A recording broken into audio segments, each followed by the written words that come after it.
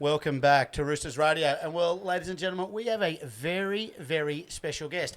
I don't know how many times on Roosters Radio we've been able to invite a current Olympian onto the show, but there's a first for everything, Pels. Wow, I can't wait. This young man, well, he made his debut on the weekend in reserve grade, scoring a try, had a hand in another, but he's just come back from the Australian Sevens campaign. We're going to talk all about that, but it's a very, very warm Roosters Radio welcome on debut. You ready for it? Mark Nawaqanitawase. Hey. Hello, mate. Welcome. Thank you very much. Thanks for having me. Mate, you've had an amazing year. Let's kick it off. You signed with the club early this year, and then there was the conversation about coming mid-season, all the while preparing for a Sevens campaign. Yeah. How's it been? Man, I'm honestly still trying to get my head around it. Yeah, right. I've obviously just come back, but I still haven't really, looked back at it. It's kind of because it's always There's been so moving. much going on. Yeah. But yeah, just to think that I've played for 3 different teams this year is pretty funny. So obviously there's the Wallabies early in the year. Yeah. Yep. Then you've had the Sevens, and then you've got the Chooks. I mean, let's talk about the Olympics because it's so recent. Let's start with what that experience was like. Stade Française, in front of a full house. Yeah. How was it? Oh, it's I've obviously been fortunate enough to play there before, but it never gets old. Just the passion they have and the atmosphere of the big event of Olympics. It just it's pretty special to be a part of. And running out there every day was just the buzz and the adrenaline that you have is pretty cool. And were the rugby boys in the village? Yeah. Yep. Yeah. No. How was village life? Yeah. We've heard some negative things, Yeah, so let us know. Yeah, there's obviously been a few things here and there. Obviously the food hall and the beds and all that, but for me personally, I couldn't care less where I sleep. So it didn't bother me. But besides that, the village is pretty cool. Obviously with a lot of security. It's like a little suburb. Caged off, and obviously there's so many different countries, so many different athletes, and to see the different athletes, the big ones that you hear of, the sprinters or the tennis players or whatever it is, it's just brushing shoulders with them, and that's Who were some of the stars that you got to see? Noah Lyles, like the sprinter, wow. pretty big. Simone Biles. It's funny, we had one of the boys. Funny story, just got out of the shower and he thought no one was outside the window, but he was naked and he looked up, he's like, oh shit, grabbed his towel, has taken another look at the Rafa Nadal, just giving him give him a thumbs up, and he's going around, oh, Rafa's seen one, so it's pretty it's pretty cool. Even you go to the food hall. And obviously everyone's, welcome in the food hall. And we had, at one point, Queen Mary from Denmark was in there. So it's like she was with obviously the Danish, but just seeing her in there was pretty cool as well. Yeah, it's crazy. Hey mate, so I mean, you've represented Australia as a Wallaby. You've gone to an Olympics. What's the feeling as a player, like mentally, and what's the difference between representing your country and hearing the national anthem in a test match compared to running out as an Olympian? Oh, look, they're both such big events for me, and I guess for a lot of people. But different too, right? Yeah. Obviously in a sense they're different, but at the same time, for me when I went into it, that you're in there to try and win as much as you can. So, the pressures that you feel kind of similar. I still, that first game we had just from the Olympics, like the pressure and just the nerves that you have from it, is pretty similar to, the World Cup as well, just because, you want to be able to win every game so you can, go to the next stage. So, I'd say they're pretty similar, really. Yeah. When you put your colours on for your country, it's a very special moment. No, definitely. The last match, we played South Africa for the bronze medal. Heartbreak. Yeah. Talk us through it. So close. Yeah, look, we started well. Yeah. And I felt quite comfortable. I was on the bench and, I felt comfy because, the boys had been doing so well. And I guess a few things went wrong, and then we kind of put ourselves under a bit of pressure. And yeah, just, that last bit they managed to, score, and, like I said, so close, but not just there, but, we still did better than, expected, which was good. And, boys had a, good time, and like I said, we did well. But yeah, just so close, but not there. I mean, sport's such a cruel game when you watch it at the Olympics like that. The women's as well, they got knocked out in that same sort of similar fashion, and just to see the emotions and everything, it's definitely it's heartbreaking as a fan to 100%. watch, but must be heartbreaking going through it.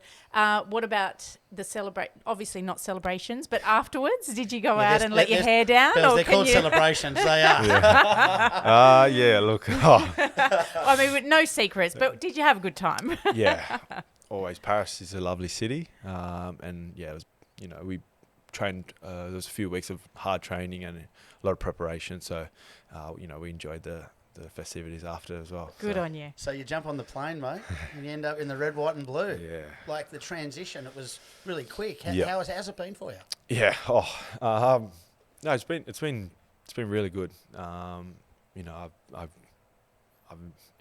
really enjoying coming in. Getting to know everyone, but just learning the new game. Yeah, it's been really enjoyable. Well, it's not new because look, I know you're an old Leichhardt wanderer. Yeah. I think you started earlier at Concord Burwood. Yeah, that's right. But so rugby league was your first love. Mm-hmm. Then you went to St Pat Strathfield. I'm an old Waverley College boy, so we used to play against you. Yeah. So you're a leaguey first. So, was league your first love? And obviously your old man came across to play league as well. Mm-hmm. No, definitely. It's crazy to, when I look back, I can't believe that I have switched, the switch that I made to union, and it just feels like I've just been union my whole life. Yeah, right. But really, I was a big leaguey when I was younger. I think, did you make this switch around 14 years? Yeah, exactly. Yeah, so pretty much, yeah. As soon as I went to... Is that because you get in trouble? So when I was at Waverley, if you got caught playing league on a Sunday, you get a Sunday detention. I don't know if St Pat Strathfield had the same kind of deal where... There was something like that, but it was more so my mum. My mum didn't want me. Really? Yeah, my mum... Mums are bosses. Yeah, mum... And still to this day, mum, she's just trying to get, apparently on my game on the weekend, actually Trent was there. Mum hates how physical the game is. Yes. And, doesn't want me to get hurt. You can't get hurt on the wing playing rugby, can you? I copped a bit of a hit on the weekend, picking up the ball, and Mum went, and You're not playing this game. And apparently Trent was next to her just cracking it up. So, and he told her, there's going to be a lot more of those. So, no, it's I've always loved league, and it's good to be back, and it feels like it's fresh. Yeah. So I'm excited. You played in New South Wales Cup on the weekend, as you were just mentioned, and scored a meat pie try, which was amazing. How did you feel back in that game? How did you feel out on the park with the ball in your hands, and how different it was? Look, it was good to run around again.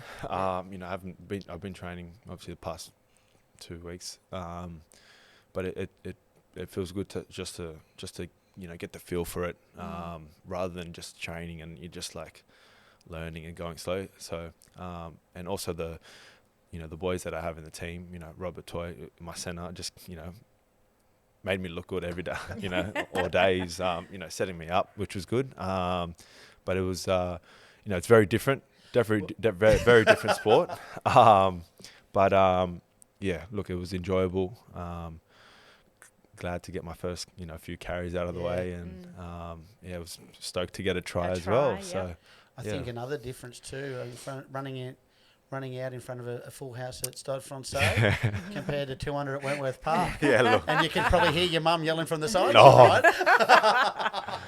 I take it for granted how grateful not to hear my mum scream that much. But no, look, it was, like I said the other day, I don't really care where I play. It's just good to be able to do it, and the physicality side. Mhm. So as a winger, one of our back three, they're going to do those tough carries coming out. Like, has Toops or has Joey or any of the boys have you been having conversations with some of our kind of senior backs about what's expected of you? Yeah. Oh, mate. That's the one thing. Being here, that's I felt so welcomed, and a lot of the boys and even the staff, they're just so helpful. Yep.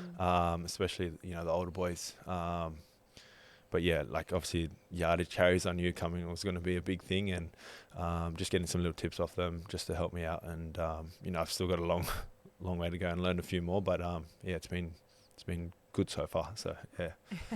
Well, let's get to know a little bit about Mark and the history. You just spoke about your mum, which I love her already. I need to meet her. But you're still in Burwood, are you? Or No, you grew up there? Yeah, we're not too far. We're in Belfield, just south a bit from it. But yeah, around that area. I grew up in Burwood, Inner West.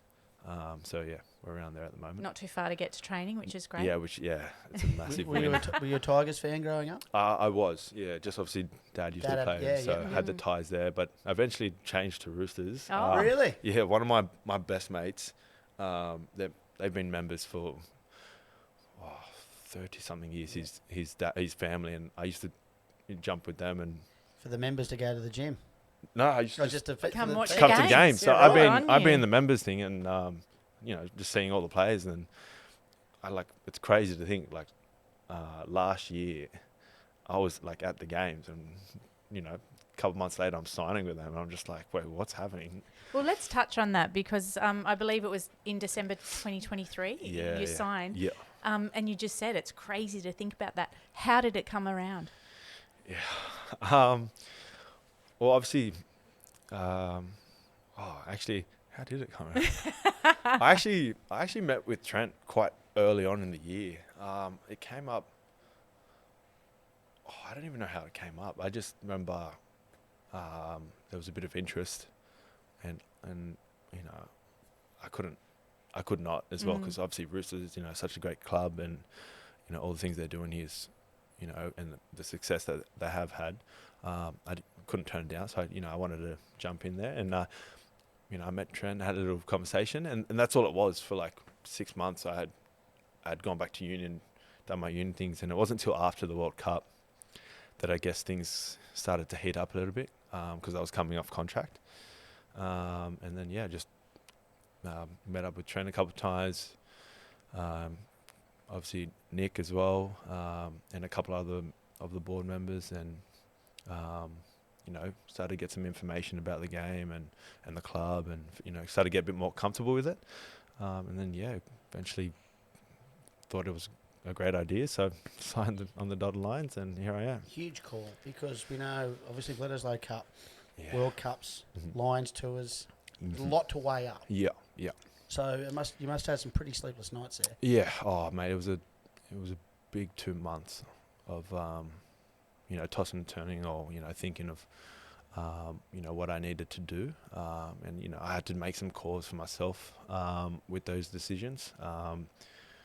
Personal things going on in my life, and also where I could think I could go to with certain decisions that I made. So I thought the Roosters now is the right time for me. So I was happy, and I am happy, and can't wait to see how the next 2 years goes. Oh, it's great to see in the red, white and blue. That's for sure. What's your plans for this season? I mean, we've only got a couple of months left. What would you like to be able to achieve in the short term? We know long term it's playing first grade next year, and we want to see you running out there in 2025. But just short term goals. Short term goals. I haven't really thought about. Oh, mate, no. I just want to play. Yeah. I love playing, whatever it is. So, look, I'm trying to learn as much as I can at the moment, and obviously it's been pretty easy with the help that I'm getting. But yeah, if I can, get to a point, over the next 2 months before pre-season where, the coaches are pretty confident in what I can do, I'll be happy with that. And then if I get picked or anything like that to play this year, whatever. That's just a bonus. So, yeah, we'll just see how it goes, I guess. Must be hard. You've just come back from the Olympics. You've It's been switched. a whirlwind. You've switched codes. I've got a funny story. I think I've said it before, but my dad switched codes. This is back in the 60s, and his father was his union coach. Anyway, Played for East. he played for East Union and then switched over to rugby league. His father didn't talk to him for 12 months because of the switching code. So it is a big thing to do. Yeah. But the plays, how do you learn all new plays? Like, it's crazy, isn't it? Well, hang on. Rugby players are a lot brighter than league players, right, Mark? I didn't want to say it. No. Silky's here to help you out. Oh, yeah. No, look, mate, no, it's, I guess, just repetition. Fortunate enough to get in early and get a lot of reps in. So, and like I said, there's plenty of talent and old heads and veterans down there that, it just makes my job easier. So, Who have you bonded with in this short term, mate? Mate, who's opened up the phone at the welcome, Matt? Probably the biggest bloke in here, Jared. Yeah, Warrior, right. He's made it so welcoming, and he's got such a big heart. But also his mate Dylan Napa, DJ Nutsky. the big boys. We just saw him downstairs. Big boys in the middle, mate. They got the greatest energy, and they, when it comes time to switch it on, they just, they're straight into it. And I see why the clubs does so well. When you have players like that, it's pretty cool. It's pretty cool. The energy they give, and the time and the the care they want to share with you. It's pretty special. Well, mate, it's special on behalf of all Roosters fans having you at the club. So, mate, we look forward to just watching you develop this year with an eye on 2025, mate. I think you've got a big future at the club. Thank you. A couple of big wingers. You've got one of the greats in Teddy behind you. You've got some great experience with guys like Daniel Tupou who'll show you the ropes. Mate, the future's bright for the red, white and blue, and you're going to be a big part of it. Welcome to the Roosters. Thank you very much. Appreciate it. Thanks, Thank guys. you. Thank you. How good.